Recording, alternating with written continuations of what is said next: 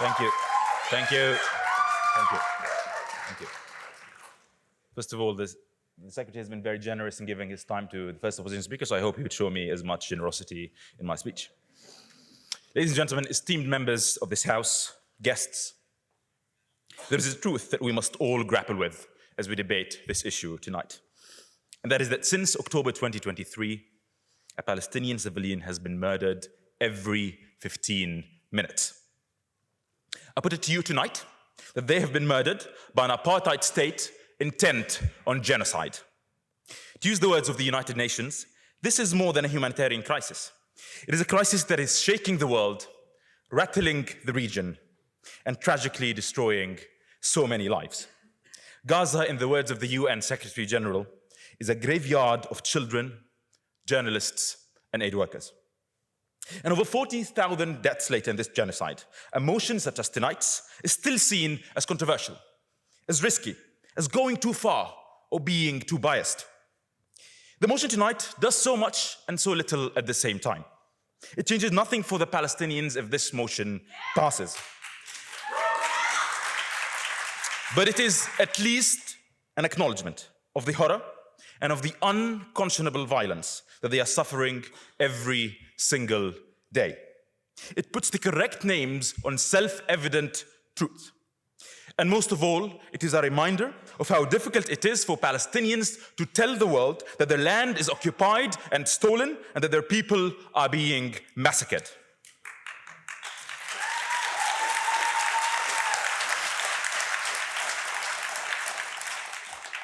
Let me start by telling you about a young boy called Sha'ban. He was as young as many of the freshers in this room, a 19-year-old engineering student. He was forced away from his home in central Gaza due to incessant bombing by Israeli forces. Sha'ban cared about helping his people. He donated blood at hospital, even though it was bombed several times in targeted annihilation campaigns. He filmed videos begging the world to stop the genocide whilst being surrounded by the dystopian nightmare of death after death happening in his own community. It was only a few days from his 20th birthday. For 5 months, Sha'ban lived with his family in Gaza. 2 sisters, 2 brothers, and his parents. They were living in a tent in freezing temperature. He was trying to find a way to escape Gaza. He recorded videos describing his family's life under bombs, and his family were injured and displaced 5 times. The hospital where he found internationally recognized refuge was bombed, and Sha'ban was injured. His mother suffered the same. He was hooked up to an IV and connected to a drip. And then he was bombed again as he was being treated. This was a bomb that, without a count, destroyed a hospital full of injured civilians. And in that bomb, Sha'ban and his mother burned to death. He was filmed trying to claw his way out of the fire. Sha'ban's story is harrowing and it is chilling, but I'm afraid it is not unique. Sidra Hassouna was a 7-year-old girl whose corpse was found mutilated, hanging by a wall of a damaged building in the Gaza Strip. Her legs severed and blown off, despite it being in an area designated by Israel as a so-called temporary safe zone. Another 6-year-old girl, Hind Rajab. Her and her family had 335 rounds fired at them from an Israeli tank as they were fleeing Gaza. How many bullets do you need to kill one family? 335. Hind was the sole survivor, and she made a call which lasted for about 3 hours, rejected.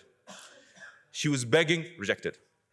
She was begging rescue workers to come and save her. Stranded inside, Hind was surrounded by the corpses of her uncle and 4 of her cousins.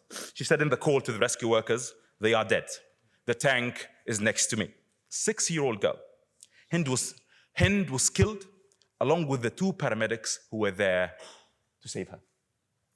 Now, I could keep going on, rejected. I could keep going on and on and on with stories like this, but why should I? I don't need to do that. The opposition star speaker rejects the idea of Palestinian ethnicity. He even said, and I quote, "Muslims do not exist. Do not trust anyone who identifies as a Muslim." He said again, and I quote, "When will Israel finally annex the West Bank?" He argued that Israel should burn down Rafah. Sitting beside him, Mr. Haddad here. He said, and I quote, "Civilians in Gaza are slowly starting to break down. Let's break them. We're almost there." There where? No. You will get your chance. You will get 10 minutes to speak. Thank you. So, of course, they do not believe that there is a genocide or that apartheid is being practiced. Because on the one hand, there is no one to kill because they're not humans. And on the other hand, they deserve collective punishment. And therefore, all of this is justified. All of it. Punishing Palestinians by cutting food and water, according to both the EU and Oxfam. Killing a record number of aid workers in Gaza, according to the New York Times. Torturing civilians by forcing rods into their private parts, according to the New York Times and UNRWA. Ladies and gentlemen, the onus on the proposition in this debate is to persuade you of two things. Firstly, that Israel is responsible for genocide. And secondly, that Israel is an apartheid state. The definition of genocide under the Genocide Convention refers to acts committed with intent to destroy, in whole or in part, a national, ethnic, racial, or religious group. Those acts can include killing, causing serious harm, inflicting conditions calculated to bring physical destruction, and imposing measures to prevent birth. Now, let us start, rejected. You'll have your say. Let us start with intent. The Israeli government could not have been clearer on their intention on the war in Gaza. In fact, Israeli leadership on every occasion admitted their genocidal intent and then followed through with blatant dehumanization and indiscriminate bombing campaigns. Israeli Defense Minister Yoav Gallant described Palestinians as human animals. He called for a total siege on Gaza. Prime Minister Netanyahu described Gaza as the city of evil. He then framed Israel's attacks as a fight against monsters. Now, I want you to imagine calling an area where 50% of the residents are children and youth as animals, as evil, and as monsters. 50% youth and children. That is what the Prime Minister rejected. That is what the Prime Minister that Mr. Mossab here had referred to as leading an accountable leadership. He called them animals, evil, and monsters. Now, just this week, Finance Minister Smotrich, he told a group of Israeli settlers that the population of Gaza should be drastically reduced, that it is possible to create a situation in 2 years where Gaza's population will be half of its current size. Now, I must say, when you hear comments like this from Smotrich and from Netanyahu, it is not difficult to see where the opposition gets their inspiration. Netanyahu, who is now a wanted war criminal, invoked Amalek.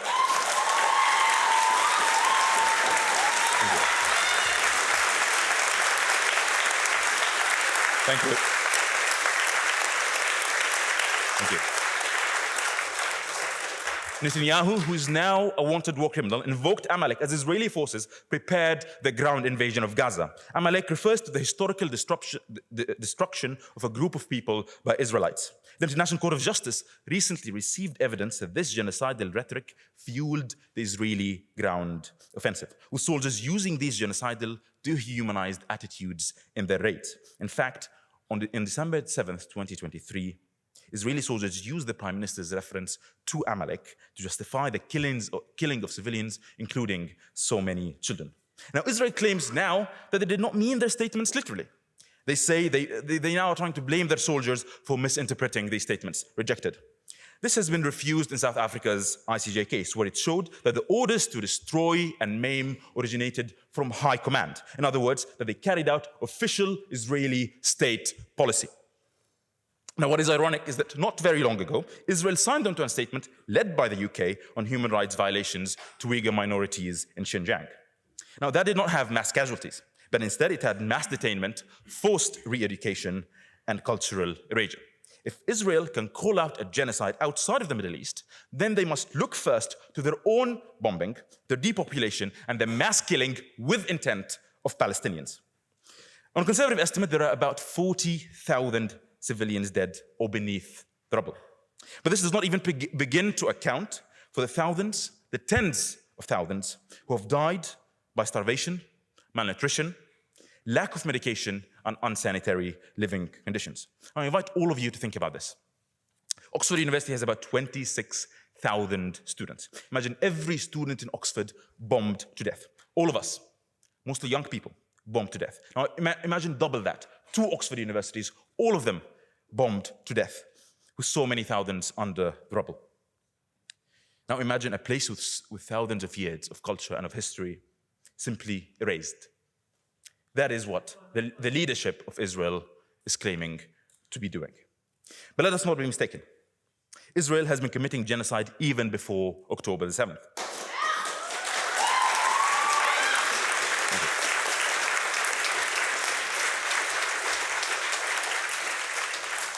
No, thank you.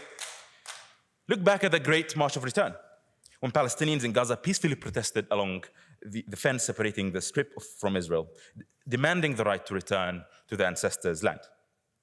Israeli snipers opened fire, and they killed indiscriminately, leaving over 266 people dead and injuring 30,000 others, including women, children, and people with disabilities. All of this before October 7th. Now, the next matter the proposition must persuade you of if you are to vote for this side is that Israel is an apartheid state. When you hear the word apartheid, what comes to mind is South Africa. That violent, racist, segregated society that led to the term apartheid being coined in the first place.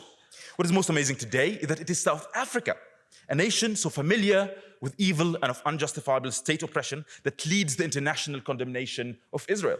They know it best, and they say it is an apartheid state, and they say they're committing genocide.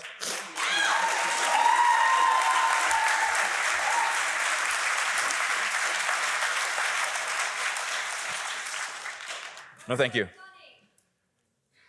Now, order from the balcony, order.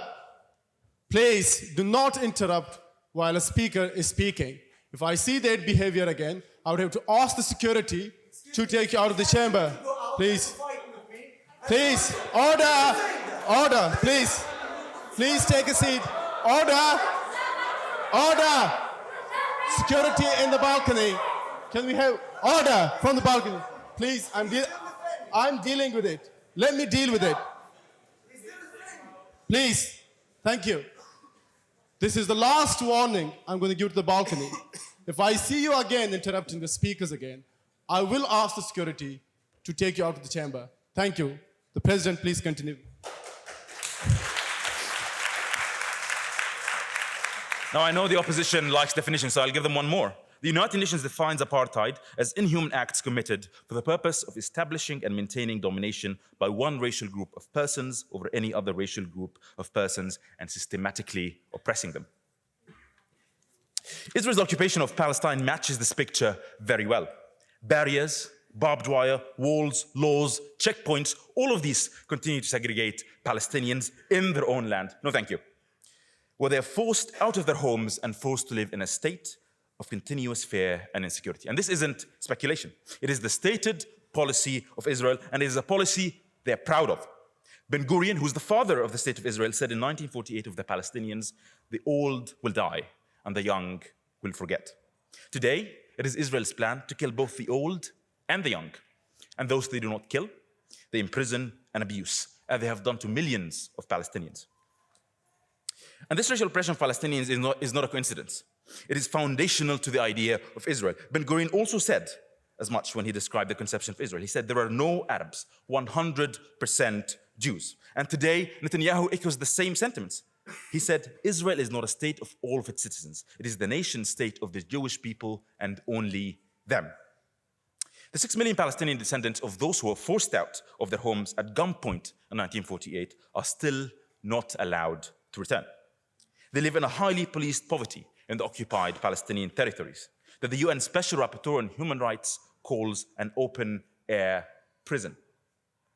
And even outside of the West Bank and Gaza, Palestinians, both Muslims and Christians, suffer under Israel's apartheid regime, defined by different ranks of citizenship. B'Tselem, which is an Israeli organization, describes Israel as an apartheid state because Palestinian citizens of Israel suffer under a former legal second-class citizen, which affects everything from their voting rights to their ability to get jobs. And this second-class citizenship is entrenched in their basic law, which is the constitutional document of Israel. Again, this is intention. No, thank you. Former Israeli Prime Minister Yair Lapid described the policy as follows. 20% of the population are Arabs. We will not give them national equality because this is the only state that the Jews have. So far from its common conception of being a democracy, the only democracy in the Middle East, Israel demarks itself from all other states in the region by committing atrocities, then boasting of these atrocities with pride on TikTok and X and Facebook.